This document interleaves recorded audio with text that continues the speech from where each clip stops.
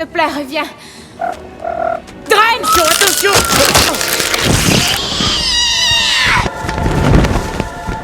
Dren, fais pas ça. Nous avons besoin de toi. Nous t'aimons.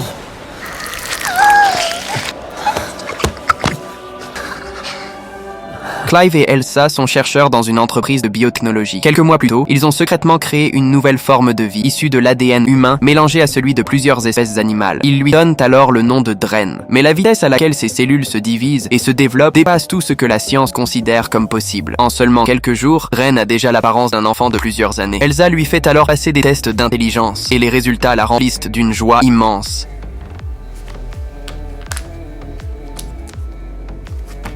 Nerd?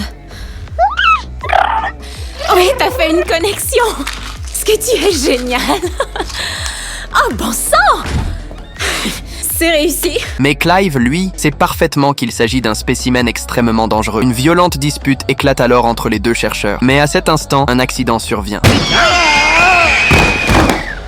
Non! Arrête, tu retournes là-bas. Retourne dans ton coin. Ça va aller, je t'en prie, Gavin. j'en suis sûre. Peu de temps après, l'entreprise décide de présenter ses organismes génétiquement modifiés lors d'une démonstration. Mais pendant la présentation, un grave incident éclate.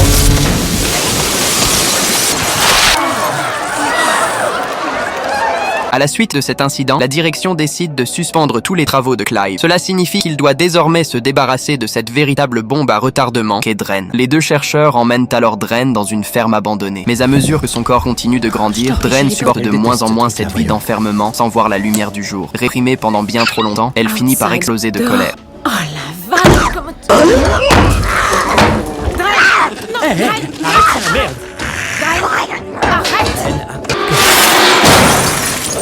Cette fois, ça suffit. Tu vas m'écouter maintenant. Allez, assieds-toi. Assis. Ok, calme-toi, ce qu'elle Elsa. a fait? Doucement. Est-ce que t'as vu ce qu'elle a fait? J'ai vu. Enfin, Calme-toi, ok? Ça va aller. c'est juste... Dren grimpe aussitôt sur le toit. Les deux scientifiques montent immédiatement à sa poursuite. Elsa tente de l'appeler, mais Dren glisse soudain et tombe dans le vide. Pourtant, ce qui se produit ensuite laisse les deux chercheurs complètement figés.